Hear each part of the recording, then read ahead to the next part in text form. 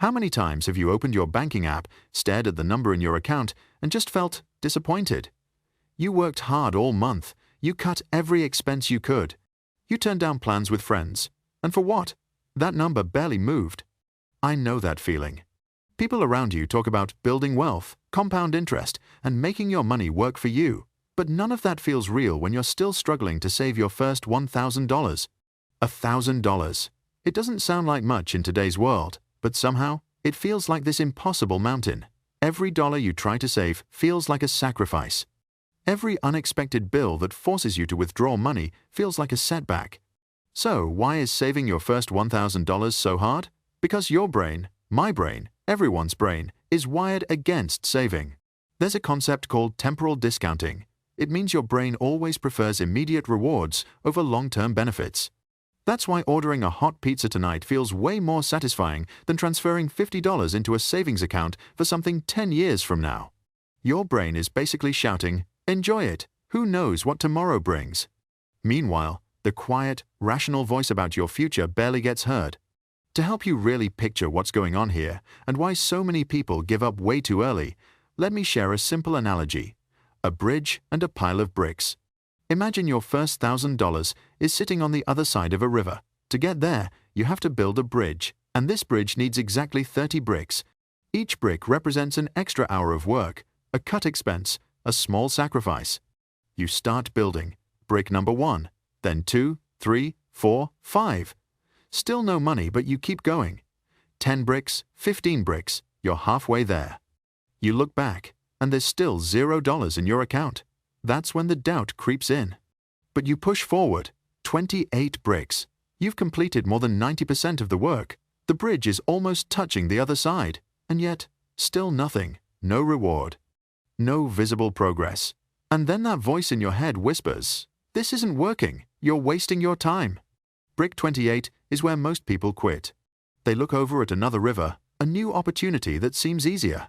They think, maybe I should just build a different bridge. So they walk over, lay down 2 or 3 new bricks, then feel discouraged again and quit. Then they find another river, and the cycle repeats. By the end, they haven't finished a single bridge, and no income ever flows.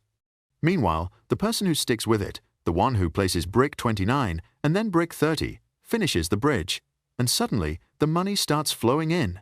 This example shows something important. The real skill in building wealth isn't working harder. It's overcoming the psychological resistance. It's the ability to direct all your energy toward finishing one meaningful goal instead of constantly starting new ones. So, let's say you've won the internal battle. You've finished your bridge. You've saved your first $1,000. Now what? Most people will tell you, just save it. But I'm here to tell you something different. Leaving that money sitting in a savings account is one of the most financially damaging things you can do. Why? One word: inflation. At a 5% inflation rate, your $1,000 today will only be worth $950 a year from now. In 3 years, it's worth around $850. Now, to be clear, if you don't have an emergency fund enough to cover 1 to 3 months of living expenses, build that first. That's your safety net. But once that's in place, the game changes. It's time to stop playing defense and start playing offense. And offense doesn't mean throwing your money blindly into the stock market hoping for a 10% return, because when your capital is small, a 10% gain on $1,000 is just $100. Nice, but it won't change your life. So let's look at a real example of how a small investment can become life-changing. Imagine a guy working a minimum wage job, making about $15 an hour. He manages to save $1,000. Option A. He puts $500 into the stock market, hoping for that average 10% return. After a year, he earns $50. Better than nothing, but his life is the same. Option B. He takes $200 and invests in an online course or mentorship to learn video editing. Then he spends the next 30 days every evening after work studying and practicing. After those 30 days, he starts picking up his first freelance gigs, editing TikTok videos, cutting reels for social media, making short videos for real estate agents, producing YouTube shorts. Suddenly, he's no longer worth $15 an hour. Now he can charge $30 to $60 an hour. Or charge per project, $50 to $150 for each short-form video. With a few steady clients, he could make $4,000 to $8,000 a month. A tiny investment in a skill permanently multiplied his earning power 3 times, 4 times, even more. That's not a 10% annual return. That's a 300% return in a few months. Here's the truth. A small investment in building a valuable skill can multiply your earning power for the rest of your life. You are the most important asset you will ever own. But the story doesn't end there. That was just the beginning. The real power unlocks when you start applying something called skill stacking. Let's go back to our example. This guy loves video. First, he learns a foundational skill, videography. He can make money with that alone. Then he adds a second skill on top, editing. Now his value jumps. He's not just filming, he can deliver a complete product. Next, he learns social media and messaging, how content spreads, how to hook viewers, how to communicate a message. Now he's no longer just a technician. He's a strategist who can guide clients on what actually works.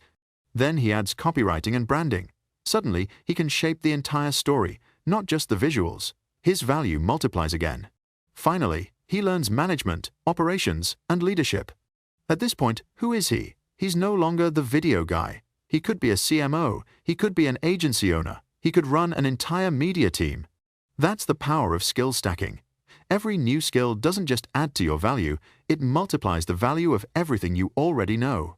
Your earning potential doesn't grow by 10% a year. It can double, triple, even increase tenfold. Here's the final message I want you to remember. Saving your first $1,000 is a battle against your own brain, your psychology, your emotions, your habits, and the painfully slow early progress. But once you break through that mental barrier, once you finish building that first bridge, everything changes.